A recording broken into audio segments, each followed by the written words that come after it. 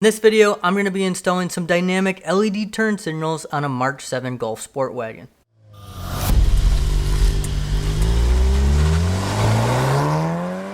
I recently picked up a set of dynamic LED turn signals for the Golf Sport wagon from Amazon.com. There is a link in the description below if you're interested in picking up a set.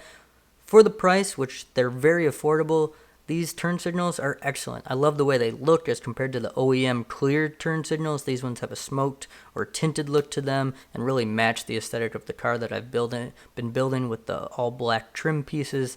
Overall, the functionality works just as expected. You get this nice LED whooshing motion from inside to out. And the install was really easy, and so this video is going to be really short and straightforward. The last piece is the music in this video was provided by my friend and artist Pat Deneau from the City Lines. Check out his Instagram, which is on the video right now, or in the description below. Thanks, and hope you enjoy the video.